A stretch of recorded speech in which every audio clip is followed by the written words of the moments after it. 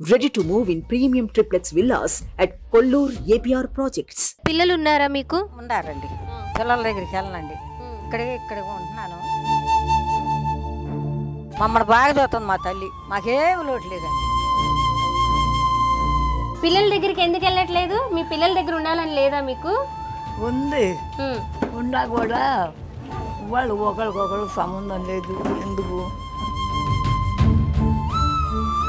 కన్ను కనబట్టలేదు, కనీసం బాత్రూమ్ కూడా వెళ్ళలేకపోతున్నానమ్మా అని చెప్పి ఏడ్చేది. ఏడిస్తే వాళ్ళ కోడల్ని నేను అడిగితే ఇప్పుడు ఆవిడ కళ్ళు చూపొచ్చి ఎవరిని ఉద్ధరించాలని చెప్పి వస్తూ ఉంటుందా అమ్మ నిన్ను చూడడానికి? రాదు మేడం. ఎందుకని? అప్పుడప్పుడు వచ్చేది మేడం, కానీ మాధవి అమ్మ నన్ను బాగా చూసేది మేడం. మీరు అక్కును చేర్చుకొని నేనున్నా అని భరోసా ఇచ్చి వాళ్ళకి హెల్త్ పరంగా, ఫుడ్ పరంగా, బట్టల నుంచి అన్నీ చూసుకుంటున్నారు. నిజంగా మీరు ఒక వాళ్ళు అంటున్నారు చూసారు అమ్మ అని, అమ్మ కంటే కూడా ఇంకా గొప్ప పదం ఏమైనా ఉంటే అది మీకు వర్తిస్తుంది మాధవి గారు. ధైర్యాన్ని నూరిపోసిన మా తండ్రి ఈరోజు ఆయనకి ఆరోగ్యం బాగోలేదు, మంచంలో ఉన్నారు క్యాన్సర్తో. ఓకే. ఈరోజు నేను ఇలా ఉండడానికి కారణం నాకు మా తండ్రి ఆస్తులు ఏమి ఇవ్వలేదు, అలాగని కోట్లు కూడబెట్టలేదు. ఈరోజు నేను ఇంతమందికి అమ్మనయ్యానంటే అది నా తల్లి తండ్రి నాకు ఇచ్చిన ఒక భిక్షలాగానే నేను భావిస్తాను.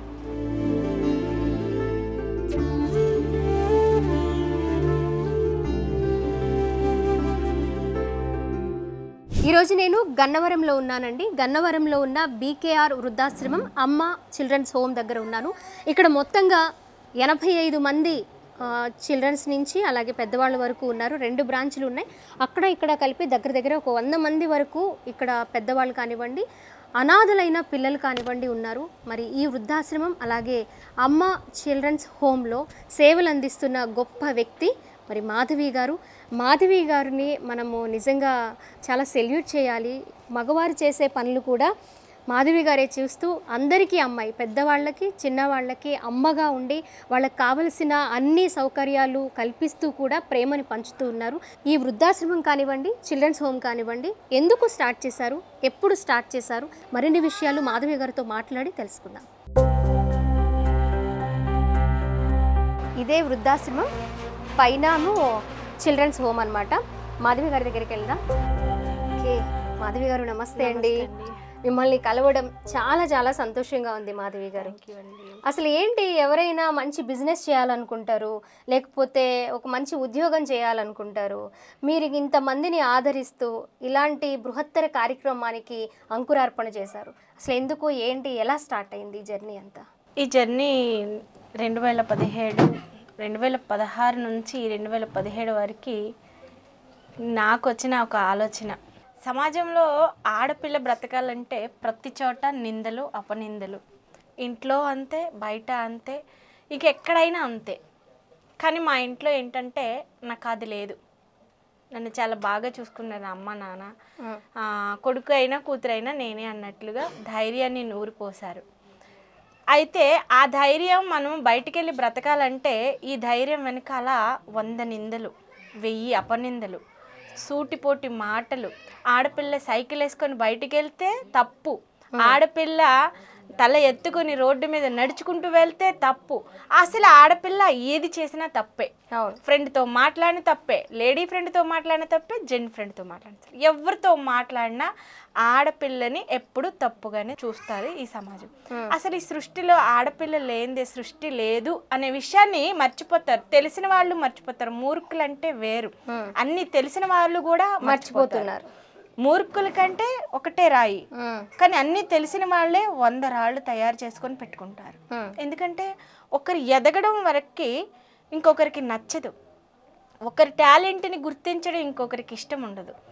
ఇలాంటి అవమానాల్లో, అపనిందల్లో పుట్టుకొచ్చినదే ఒక మాధవి. ఎన్నో మాధవి, ఎంతో మందితో నిందలు మోసాను, అపనిందల్ని ఎదుర్కొన్నాను. నా జీవితాన్ని సవాళ్ళుగా నేను తీసుకొని నా లైఫ్ని నేను మార్చుకోవాలి. నేను మాధవి, ఉట్టి మాధవిని కాదు, నా కుటుంబానికి పరిమితం అయిపోయే ఒక మాధవిలాగా నేను ఉండాలనుకోలేదు. వందల మంది వేల మందితో అమ్మ అని పిలిపించుకునే ఒక మాధవిలాగా నేను ఉండాలి అనుకున్నాను. ఆ సమయంలోనే నాకు నా శివయ్య ఇచ్చిన ఒక ఆయుధం, ఒక తెలివి, ఒక శక్తి, ఒక యుక్తి అన్నీ కూడా నేను చెయ్యాలి అనే ఒక సేవ. సేవ ₹1,00,00,000 డబ్బులుండి నేను చెయ్యలేదు. సమాజంలో బ్రతకడానికి నన్నుగా బ్రతకనివ్వడానికి ఈ సమాజం ఎక్కడ కూడా ఇంత తావు కూడా ఇవ్వలేదు. నేను బయటికి వెళ్తే ఒకటి, ఇంట్లో ఉంటే ఒకటి, కుటుంబాన్ని పోషించుకోవడానికి కష్టపడితే ఒకటి, రకరకాల సమస్యలు, సొంత వాళ్ళు బయట వాళ్ళు అందరూ కాకిని పొడిచినట్టు పొడిచారు నన్ను. చేయని మాటలకి చేసావని, చేయని తప్పుల్ని చేసావని నిందలతో, అపనిందలతో, ఎన్నో రకాల సూటిపోటి మాటలతో కాల్చుకుని తిన్న సమాజంలోనే నేను బ్రతుకుతున్నాను. ఇప్పటి వరకు బ్రతుకుతున్నాను. అవన్నీ పక్కన పెట్టాను. నేను 2017లో ఓల్డేజ్ హోమ్ స్టార్ట్ చేసి, నేను ఒక 25 మందితో స్టార్ట్ చేసి నా జర్నీని నేను మొదలుపెట్టాను. స్టార్ట్ చేసినప్పటి నుంచి ఇక్కడ అన్ని రకాల సమస్యలే. సొసైటీలో అండి మనం బ్రతకాలంటే ఫస్ట్ డబ్బు ఉండాలి, అందం ఉండాలి, చదువు ఉండాలి, తెలివి ఉండాలి, కులం ఉండాలి. ఇవన్నీ ఉంటేనే సొసైటీ మనల్ని గౌరవిస్తుంది. కానీ అవేవి నాకు లేవు. నేను చదువుకోలేదు. నేను 1వ తరగతి చదువుకున్నాను. మాకు 1వ తరగతి చదువుకొని ఇంత జ్ఞానము, ఇంత ధైర్యము, ఇంత తెలివి, ఇంత మందికి అమ్మగా ప్రేమ పంచుతున్నారు, బిడ్డగా ప్రేమ అందిస్తున్నారు. ఎలా సాధ్యమైంది? 1వ తరగతి చదువుకున్నానండి. ఆ రోజుల్లో చదువుకునే అంత శక్తి నాకు లేదు. అందుకనే చదివిపించాలి, చదువుని ప్రోత్సహించాలి అనే ఆలోచనతోనే నేను ఇంతమంది పిల్లల్ని చదివించడానికి, వాళ్ళ ఆలన పాలన చూసుకొని అమ్మగా అవ్వడానికి నేనున్నాను. అట్లాగే కొంతమంది తల్లులు, ఒక బిడ్డ అర్ధరాత్రి తల్లిని గుణదల చర్చి దగ్గర వదిలేసి వెళ్ళిపోతే ఆ తల్లి భిక్షాటన చేసుకుంటూ ముసుగు కప్పుకొని నేను భోజనం పెట్టడానికి వెళ్తే నా వ్యాన్ దగ్గరికి వచ్చి సిగ్గు విడిచి, అమ్మ నేను ఇక్కడ అడుక్కొని భిక్షాటన చేయలేకపోతున్నాను, నన్ను మీ దగ్గరికి తీసుకెళ్ళి మీ హోమ్లో పెట్టుకోండి అమ్మా, నేను ఏదో ఒక నేను మీకు ఏదో ఒక సహాయం చేసి పెడతానమ్మా అని ఆ తల్లి ఇలా కండవా ముసుగు కప్పుకొని వచ్చిన రోజును చూశాను నేను. అలాగే ఒక తల్లి ఒక తండ్రిని ఒక కొడుకు కొట్టి కాలువలో పడేస్తే పోలీసు వారు తీసుకొచ్చి నాకు ఫోన్ చేసి, మాధవి గారు ఈయన ఒళ్ళంతా దెబ్బలతో ఉన్నారండి, మీరు జాయిన్ చేసుకుంటారంటే, అయ్యో ఆయన ఎలాంటి పరిస్థితిలో ఉన్నా అలాంటి తండ్రిని తీసుకొచ్చి సాకిన రోజులు ఉన్నాయి. అలాగే ఒక తల్లి బిడ్డలు లేకపోయినా ఆవిడ ఒక టీచర్ అయ్యి అక్క కొడుకుల్ని కూతుర్ని అందరినీ సరిచేసుకొని ఆవిడ జీతము పెన్షన్ అన్నీ ఇచ్చి ఆవిడ మంచాన్ని పడిపోతే ఆ అక్క కొడుకు తీసుకొచ్చి గాయాలతో ఉన్న ఆవిడని తీసుకొచ్చి నా దగ్గర పడేస్తే ఆ గాయాలు శుభ్రం చేసి ఆ తల్లికి కనీసం ఒంటిలో ఎక్కడైనా ఒక మంచి ప్లేస్ ఉందంటే లేదు, అన్ని ప్లేసెస్ పాడైపోయిన ఆ తల్లికి సేవలు చేసిన మాధవిని నేనే. ఒక కొడుకు మీద ప్రేమ పెంచుకుని తల్లి కరోనా టైంలో కొడుకు వస్తాడేమో అరటిపండు ఇస్తే అమ్మ కొడుకు తెచ్చాడా, టిఫిన్ ఇస్తే అమ్మ కొడుకు తెచ్చాడా, నువ్వు ఏది ఇచ్చినా మంచినీళ్ళు ఇచ్చిన అమ్మ అబ్బాయి తీసుకొచ్చాడా అని కొడుకు జపం చేసి చనిపోయిన తల్లిని అర్ధరాత్రి 1 గంటకి తీసుకెళ్లి దహన సంస్కారం చేసిన మాధవిని నేనే. అలాగే బ్రాహ్మలు కోవిడ్ టైంలో తండ్రి చనిపోయి తల్లి కూతుళ్ళు ఇద్దరు రోడ్డు నిక్కేస్తే వాళ్ళని తీసుకొచ్చి చాకి ఆ తల్లి చనిపోతే ఆ తల్లికి అంత్యక్రియలు చేసే కరోనా టైంలో మనిషి ముట్టుకోలే, వీళ్ళంతా మమ్మల్ని వెళ్ళేసిన వాళ్ళలాగా చూశారు. నా దగ్గర ఉన్న చిన్నారులకి జ్వరాలు వచ్చి, పెద్దవాళ్ళకి జ్వరాలు వచ్చి, నాకు కోవిడ్ వచ్చినా కూడా దానికి సైతం నేను ఎదుర్కొని నా పిల్లలందరికీ పెద్దవాళ్ళందరికీ ఏమీ కాకుండా తల్లిలాగా నాకు పొత్తిళ్లలో వేసుకొని వాళ్ళని నిద్రాహారాలు మానేసుకొని చూసుకున్న మాధవిని నేనే. ఓకే మాధవి గారు, మీరు చెప్పుకుంటూ పోతే 1 కాదు 2 కాదు, వందల్లో వేలల్లో ఉన్నాయి. మీరు పంచిన మమకారం కానివ్వండి, మీరు చేసిన సేవా కార్యక్రమాలు కానివ్వండి. అమ్మ అనే పిలుపు చాలా మాధుర్యం. ఆ అమ్మలోనే ఎన్ని కోట్లు ఇచ్చినా కూడా ఆ పిలుపుని మనం కొని తెచ్చుకోలేంది. అది మనసారా ఎవరైనా పిలిస్తేనే ఆ అనుభూతి మనం పూర్తిగా పొందగలుగుతాం. అలాంటి అమ్మ చిల్డ్రన్స్ హోమ్, అలాగే బీకేఆర్ ఓల్డ్ ఏజ్ హోమ్ ఏర్పాటు చేసి మాధవి గారు చాలా సక్సెస్ఫుల్గా ముందుకెళ్తూ, సక్సెస్ మీన్స్ ఆవిడ ఒక్కరే, ఆవిడ వెనక ఎవరూ లేరు.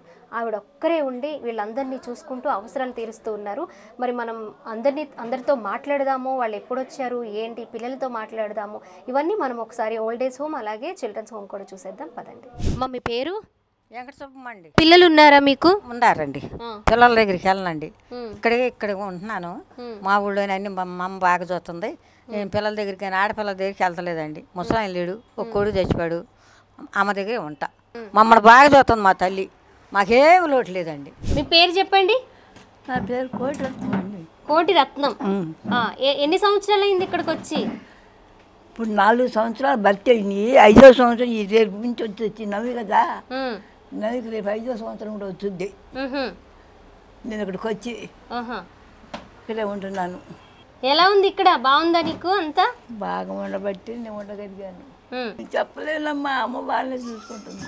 పిల్లల దగ్గరికి ఎందుకు వెళ్ళట్లేదు? మీ పిల్లల దగ్గర ఉండాలని లేదా మీకు? ఉంది, ఉన్నా కూడా వాళ్ళు ఒకరికొకరు సంబంధం లేదు. ఎందుకు వాళ్ళు గొడవ లేదు, వాళ్ళు పట్టిపోతున్నారు. సొత్తుల గొడవలు కొడుకులు. అమ్మకి ఏమన్నా ఏమి ఎత్తున్నారు, ఏమేమి ఉంటుందో నాకైతే తెలీదు. నన్ను చూడటానికి ఇచ్చేది కూడా నాకు తెలియదమ్మా.